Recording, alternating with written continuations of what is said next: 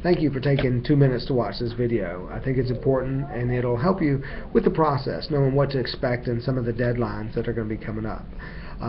First thing is we do have a complete loan application, and we've now submitted the file in for processing. Right, the first person to touch the file is the setup person, and they're responsible for ordering the appraisal.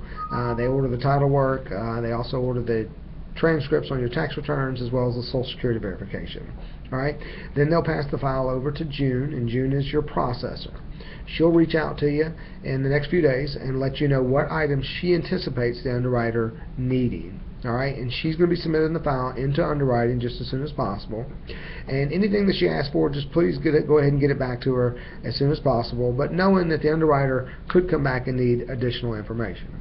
Alright, kind of all at the same time. You'll have the appraisal come back, as well as hopefully you'll have loan approval come back at the same time. As soon as the appraisals comes back, I will email that to you. I'll send it to you immediately and let you know what the value is. Do know though, the file or the underwriter or the appraisal has to go back to the underwriter to be reviewed. They want to make sure there are no mistakes and that they really kind of agree with the value on the appraisal. So, as well, June will reach out to you with loan approval, let you know what conditions. So the underwriters feel like they didn't do their job if they don't come up with something new that's needed. So she'll let you know if there's anything additional that's needed by the underwriters. Again, get that back to her just as soon as possible. Alright, it's very important to have everything done at least a week in advance. Alright, also any items that you provide during the process, please realize that they could spark the need for new items. So for example, if you provide a bank statement that has large deposits on there, we've given you a list, you provide everything on that list, but we have a question about something on that list, it could put us in a position to ask for additional documentation. So please be very patient. It is a highly documented process, but we'll do the best we can to get it as streamlined and easy as possible.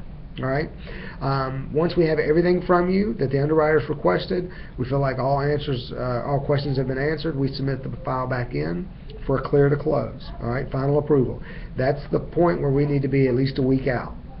Alright, once the file submitted, clear to close, typically the underwriter turns that around. Once we have final approval, we send the loan package to the attorney, and the attorney prepares the settlement statement. Alright, typically this window here, you're within 48 hours of closing at this point, that we have a package to the attorney, then they usually within 24 hours turn around a settlement statement. So typically you're not going to have that final number until the day before closing.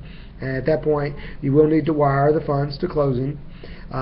Make sure you bring a picture ID to closing, and we'll get all that information and also remind you of some of these issues. So if you have any questions about anything, feel free to reach out to myself or Jennifer or June. Alright, one last thing, any documentation that June does ask for, please try to send all that directly back to her.